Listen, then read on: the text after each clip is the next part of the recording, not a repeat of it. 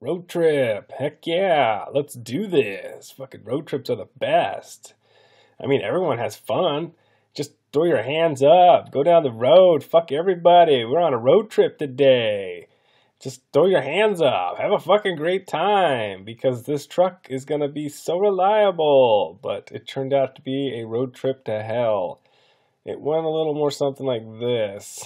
And I'll tell you my story. I use Ship to cut down on a lot of my travel costs because you can haul things into your direction and come back with your own items, and it saves you a ton of gas money and hotel expenses.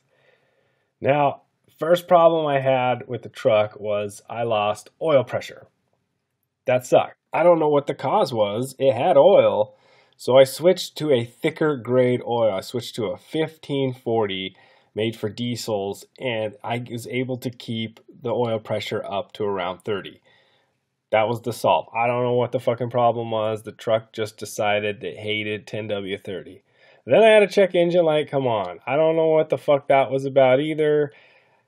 It took forever to find an O'Reilly's, and when I finally did, I ended up replacing the fuel filter there, which I already had, but it said the code actually came up as an EGR valve failure. Now, no auto parts store within like a 100-mile radius carried an EGR valve for this fucking 454 7.4 liter truck. Nobody.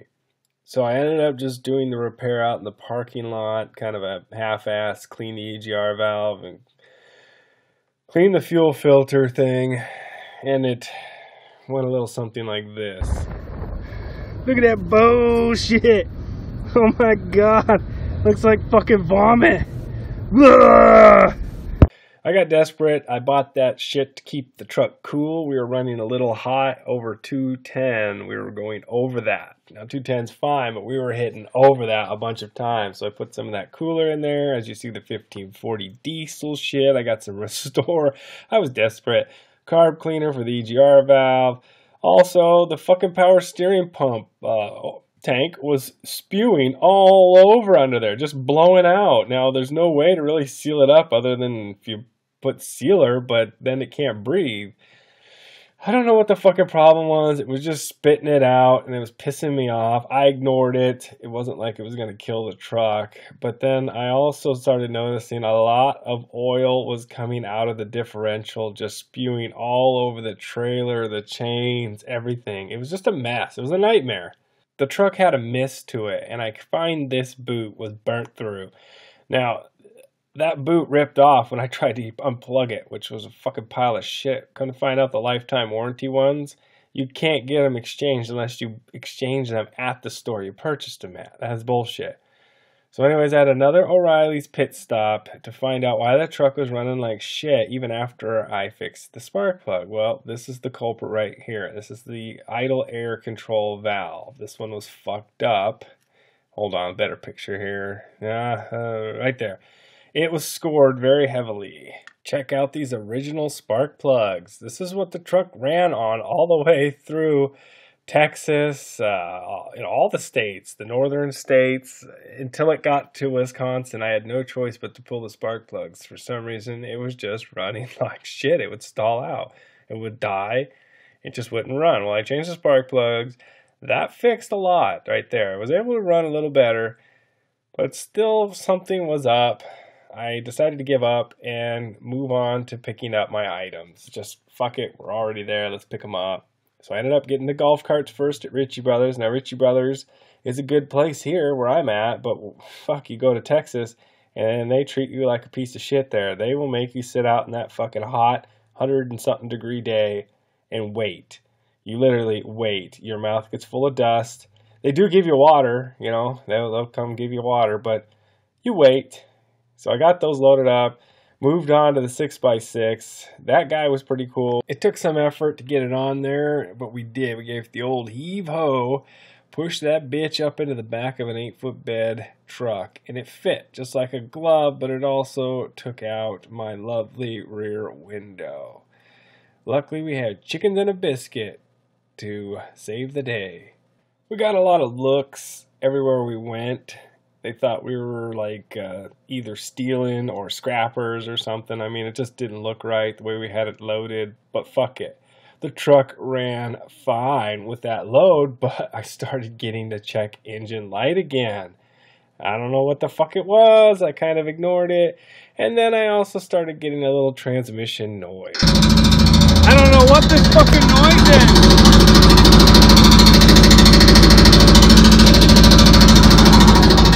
Sounds like it's coming from the transmission. I was pulled over on the side of the interstate, and when I got on the ground to do that video, fucking ticks jumped on me. I had 2 fucking ticks trying to latch on, one on my leg, and one somehow got on my fucking neck. And that one managed to stick for a bit, but he never got his head in there, but we didn't know what to do at first, because I've never had ticks. I've hunted around here all my life, and I've never once had a tick fucking get on me. So anyways, on the side of the interstate, I got ticks on me. I'm looking around. The transmission's leaking like a bitch. We drive it off to the next exit, and we decide to hook up to it and pull it because I ran the truck completely out of transmission fluid until it would not go. I was that pissed. We Google to try to find a storage yard to store the vehicles at, and there's nothing. There's absolutely nothing in Minnesota. Nothing but ticks. So we decide to talk to a local farmer guy and used his field. Now, I did do damage to the truck pulling it. There was a couple times there was slack in the line, and it ripped on this piece of metal here, and it tore out the brake lines. I thought it was strong enough. Apparently it's something I'm just going to have to remove and say good fucking riddance because it doesn't do shit. It's a pile of fucking tin, and hook up the brake lines. So I'm getting ready to go out on a little adventure to go recover the white ass dually truck. And I'm going to be using a Duramax with the Allison transmission. It's only a 2500, but it doesn't matter. 3/4 ton, 1 ton, they're all the same. So the plan is we're going to take the Volt on this 18-foot trailer. Now they had a 20-foot trailer, but they did not have it there at the time for rent. We're going to take the Volt, we're going to separate the truck, put the truck on the trailer, and put the trailer on the Volt. Yes, we're going to tow it with the Volt because the Volt has towed a lot more than that, and I'm not scared. It's just it hasn't towed it for that far. So we're going to use this fucker and see how well it does. Now going back, there are parts of Montana they have not even put roads in yet. I'm not kidding you. It was dirt. It was fucking just potholes and dirt. This is a main interstate road. I guess that's why the suicide rate in a lot of these states that I have to drive through is so high. Because everything is shit there. I'm not kidding you. Montana, junk. Wyoming, nothing but winds that kill you there. So just a little statistic for you to keep in mind. Then we find the truck still sitting in the farmer's yard just where we left it. So we pull up there looking badass in my opinion, but they're all sitting there laughing. They're like, look at these fucking people from the West Coast. They pull fucking trailers with electric cars. You all a bunch of dumb shits. You gonna fucking die. But you know what? They're the ones who are sitting here talking about windmills stealing their air. Yeah, I'm not kidding you. They have billboards all over saying wind's not the answer because windmills, these wind generator things, steal our oxygen out of the air. That's right. When they are turning, making power, they make it where they cannot come outside and breathe. That's how dumb they are. I start by pulling the trailer off of the truck and then strapping the truck up to pull it. And also I have to reinforce my trailer tongue weight hitch. So my hitch is only rated for 200 pounds. It's only made for carrying bicycles. So I have to beef it up with a strap. And it works pretty good.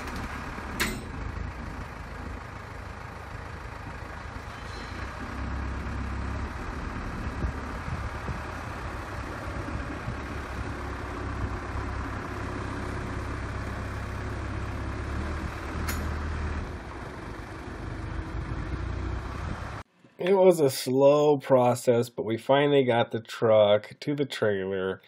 Everybody wanted to be a boss. Everybody wanted to do this. I didn't care. I'm just in the truck. I'll steer it wherever you want. Tell me where to go. I wasn't arguing, and it worked okay for the most part.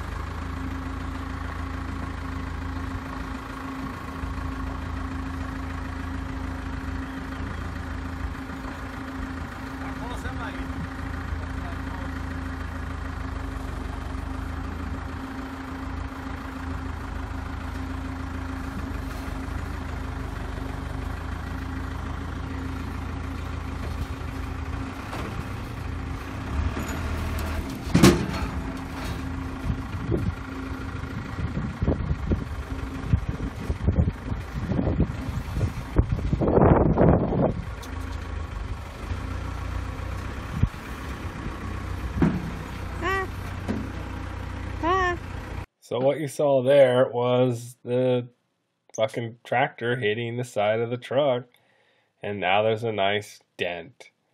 Thank you. Everyone's got ideas. I just sat back.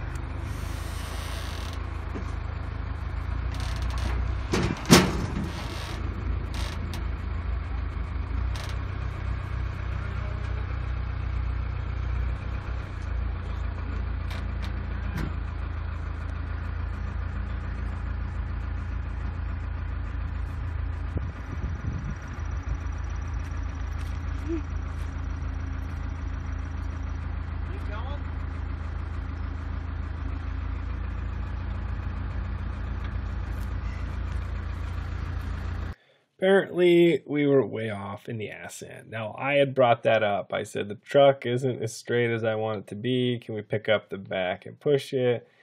They were like, no, you're good, you're good. Finally, the boss, for real, the boss came out and got himself a little skid steer and decided he was going to take things into his own hands.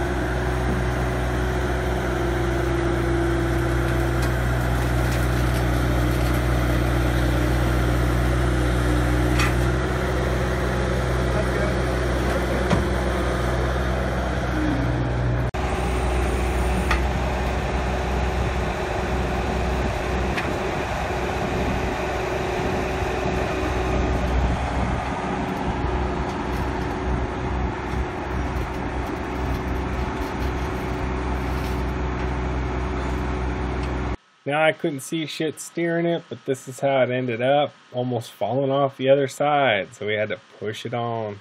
There's my car loaded up, looking good. She is sitting a little low in the back end, but I've never had that much tongue weight.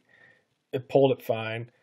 Also got the truck loaded up, as you see there, and it also pulled it just fine. I mean, the trailer took all the weight mostly. I mean, there was a substantial tongue weight from the big block, but still, this is the mileage I got on my car.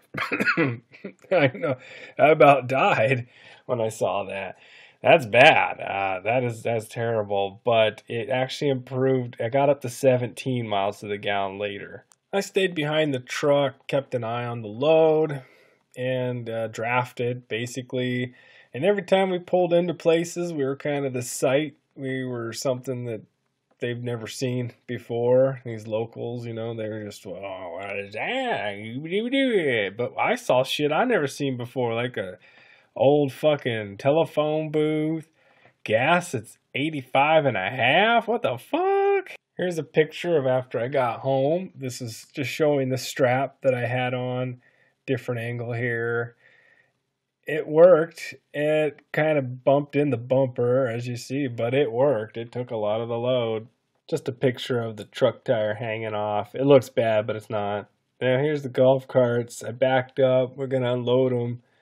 I decided I was going to use a floor jack to put the ramps underneath the tire so that when I rolled the front off, the back and were underneath it already, because my ramps were long enough to be on the ground and on the bed of the golf cart. Now, it worked. There probably could have been an easier way. This way wasn't so bad, but it was a little bit of a fight to get them under there.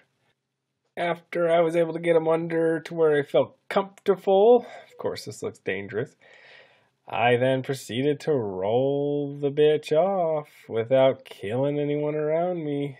Of course, it didn't run at the time because the shit was not hooked up right, but I had a great battery and a winch, so we decided to use that to pull it out. But the ramps kept going to fall off the bumper, so I strapped them. Then I proceeded to use the winch and rode the bitch out like this.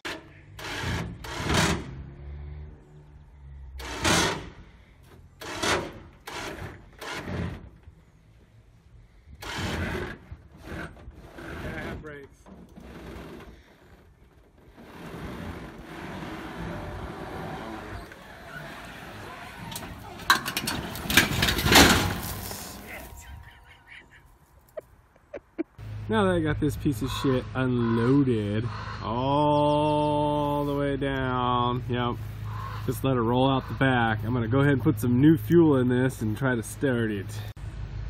Alright, the thing runs, obviously. I got it up here parked. I'll show you, but it doesn't run good. I think it needs a carb cleaning, so it does start. I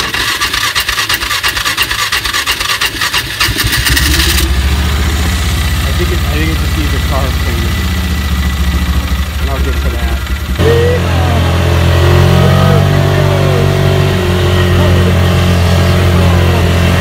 Oh man, can I come look at it?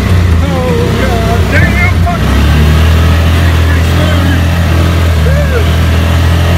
So this is what she looked like, all cleaned up, everything touched up. I did a little rhino coating on it. It actually made the thing look badass. It looks mean. So I put it online for 5,000 bucks, and the son of a bitch sold within 3 days. Everybody wanted it.